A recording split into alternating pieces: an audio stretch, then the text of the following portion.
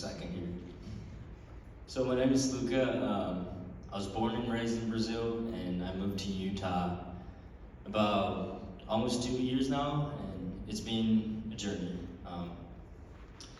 So yeah, as Josh was talking about walking in the presence of the Lord and recognizing His presence, I just want to talk to you about how I didn't. And I want to start with this sentence. I made it just to find out that I didn't. When it comes to school and academic life, I can pretty much say that I did it. Maybe I wasn't in the very top, but I was there. And this was my whole life. I really valued academic achievements. I tasted success through the applauses of people when I got perfect grades, and that took a hold on me. Doing well in high school, getting perfect grades, and having a plan for the future, I worked very hard towards these things, and I can tell you that I put in the work and the rewards came. Apart from straight A's of 4.0, I got academic awards. I went on International Math Olympiads twice, one in Thailand and one in Taiwan. I pretty much had the perfect academic life. I was obsessed with high performance, and in my mind, I was willing to pay any price to be on the top.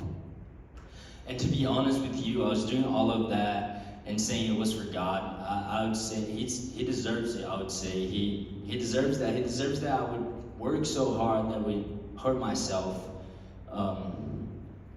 I didn't care about my body, my mental health, and I didn't care that much about my social life. I just wanted to be on the top. I knew Jesus and I knew His presence. The thing is, I got way too distracted with the works of His hands when I should be paying attention to Him alone. The doing became much more important to me than His presence, and so I just traded my identity to doing stuff. As I said, I was willing to pay the price to get on the top, and the cost came. My senior year of high school, I ended up in the hospital 3 times because of high stress levels and anxiety. I was throwing up because of this. I had severe migraines, I had insomnia, and I couldn't go to bed for hours. I had to take medicine straight into my veins because that was the only way it would get better. And after all of that, it still didn't bother me. I went straight back to saying, I got this. I just need one more A and people will approve of me.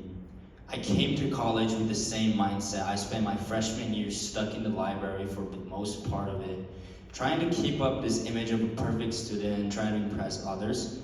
I sacrificed friendships, time with Jesus, time to rest. I sacrificed my own happiness for the sake of a 4.0 GPA. It wasn't until last summer that it hit me. How did I lose my joy, and how am I so empty? It took one summer, just 4 months without school, and my kingdom was gone, just like that. I felt empty. I didn't want to go back to college. I was lost. I had a bunch of questions and barely no answers. You see, it wasn't about me doing well in school. It was about me not trusting Jesus and putting my identity into other things. I was trying to prove that I can make it on my own. I trusted Jesus with my logic, but I didn't trust Jesus with my heart. I traded His presence for His gifts and started believing that I had to work to earn His attention. I had based my whole identity into my achievements.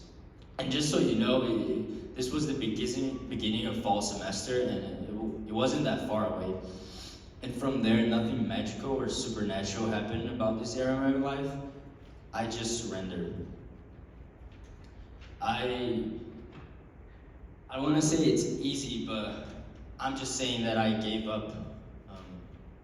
I said, Jesus, in this fight, you win. I cannot do this anymore.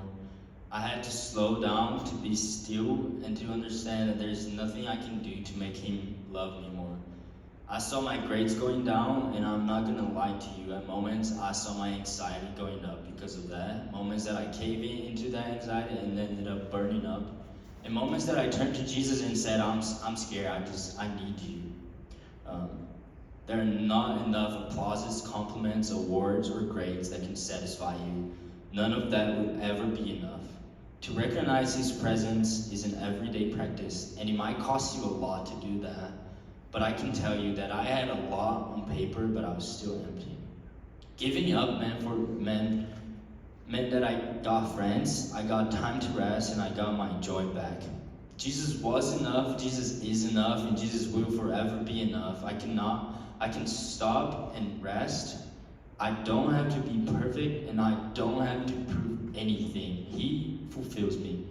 My grades led me to the grave, but that's where Jesus met me. So I'm just here to tell you, give up and stop, because He's enough, and just pay attention, because He might be just right next to you. Thank you.